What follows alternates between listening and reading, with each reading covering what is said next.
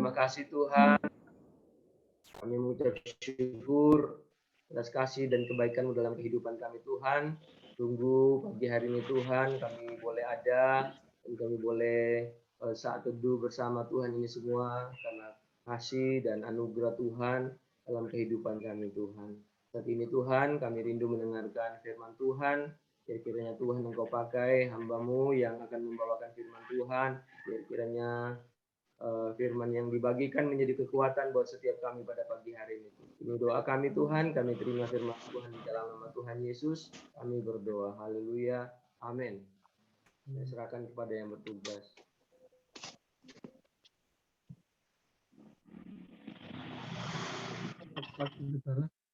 Mari kita buka firman pada pagi hari ini yang terdapat dalam Makin 13 ayat 1 sampai 14. Kita baca bergantian mulai dari saya dua ayat ya. Ayat yang pertama, orang Israel melakukan pula apa yang jahat di mata Tuhan. Sebab itu Tuhan menyerahkan mereka ke dalam tangan orang Filistin 40 tahun lamanya. Pada hari itu ada seorang dari Sora, dari keturunan orang Dan, namanya Manoah. Istrinya mandul, tidak beranak. Dan malaikat Tuhan menampakkan diri kepada perempuan itu dan berfirman kepadanya, demikian, memang engkau mandul, tidak beranak, tetapi engkau akan mengandung dan melahirkan seorang anak laki-laki. Oleh sebab itu, pelihara dirimu, jangan minum anggur atau minuman yang memabukkan, dan jangan makan sesuatu yang haram. Sebab engkau akan mengandung dan melahirkan seorang anak laki-laki, kepalanya takkan kena pisau cukur. Sebab sejak dari kandungan ibunya anak itu akan menjadi seorang nasir Allah, dan dengan dia akan mulai penyelamatan orang Israel dari tangan orang Filistin. Ayat 6, kemudian perempuan itu datang kepada suaminya dan berkata, telah datang kepadaku seorang abdi Allah yang rupanya sebagai rupa malaikat Allah, amat menakutkan, tidak kutanyakan dari mana datangnya, dan tidak juga diberitahukannya namanya kepadaku. Tetapi ia berkata kepadaku, engkau akan mengandung dan melahirkan seorang anak laki-laki. Oleh sebab itu janganlah minum anggur atau minuman yang memabukkan, dan janganlah engkau makan sesuatu yang haram. Sebab sejak dari kandungan ibunya sampai pada hari matinya, anak itu akan menjadi seorang nasir Allah. Lalu Manoah mohon kepada Tuhan, katanya, ya Tuhan, berilah kiranya abdi Allah yang kau utus itu datang pula kepada kami dan mengajar kami apa yang harus kami perbuat kepada anak yang akan lahir itu. Ayat 9, maka Allah mendengarkan permohonan Manoah, sehingga malaikat Allah datang pula kepada perempuan itu ketika ia duduk di padang dan ketika Manoah suaminya itu berada bersama-sama dengan dia. 10, kemudian perempuan itu segera berlari memberitahukan kepada suaminya. Katanya kepadanya, orang yang datang kepadaku baru-baru ini menampakkan diri pula kepadaku. Ya, selanjutnya, Noni. Lalu bangunlah Manoah dan mengikuti istrinya setelah sampai kepada orang itu. Berkatalah ia kepadanya, engkaukah orang yang telah berbicara kepada perempuan ini? Jawabnya, benar. Lalu kata Manoah, dan apabila terjadi yang kau katakan itu, bagaimana akan nanti cara hidup anak itu dan tingkah lakunya? Selanjutnya, Mas Dono.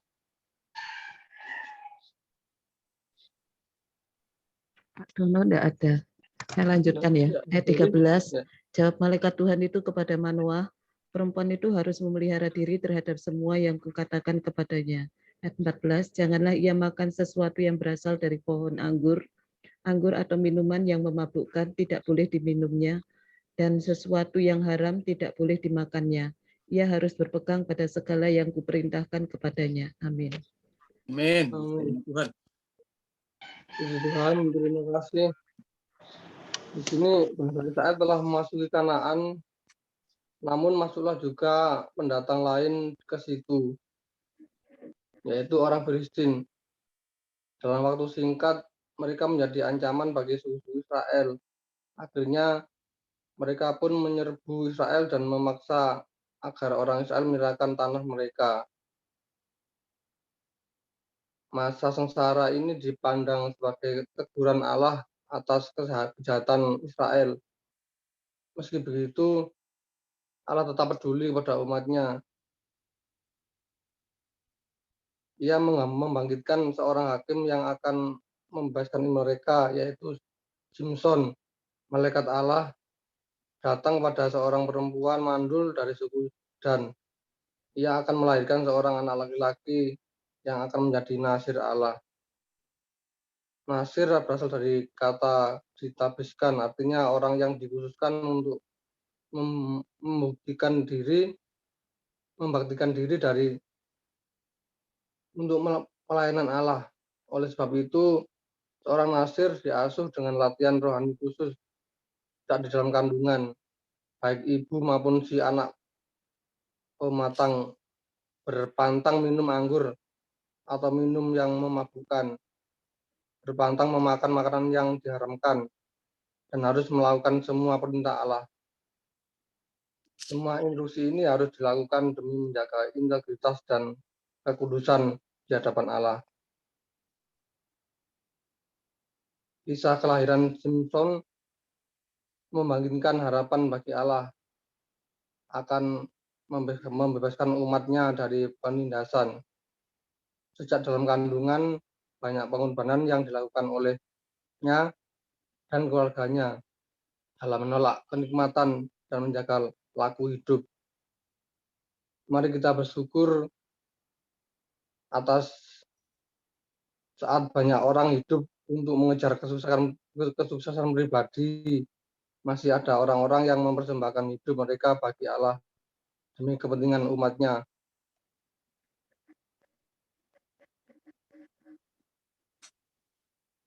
Mari kita mencontoh keluarga Samson, yaitu keluarga yang saleh, dengan hidup yang kudus di hadapan Tuhan, sehingga kita sekeluarga boleh layak untuk melayani Tuhan. Mari kita juga siapkan anak-anak kita sejak kecil untuk memiliki pengenalan akan Tuhan, sehingga tiba saatnya mereka bisa membawa kemuliaan nama Tuhan. Amin. Terima kasih. Mungkin yang bisa saya bagikan. Mari kita berdoa.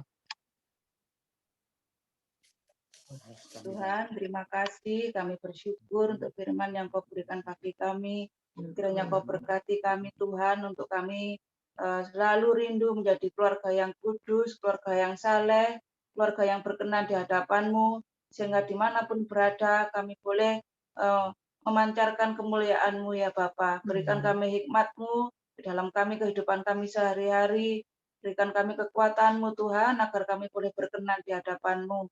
Terima kasih Tuhan, inilah seluruh kehidupan kami, anak-anak kami, keluarga kami serahkan ke dalam tangan kuasa-Mu. Kami percaya Tuhan, rancangan-Mu terbaik, rancangan-Mu indah bagi setiap keluarga kami masing-masing, terlebih-lebih setiap anak-anak kami Tuhan. Mereka pasti akan Tuhan pakai untuk kemuliaan nama Tuhan dan membawa kemuliaan nama Tuhan dalam sepanjang kehidupan mereka. Terima kasih Bapa, hanya di dalam nama Tuhan Yesus Kristus kami siap terima firman-Mu. Haleluya, amin.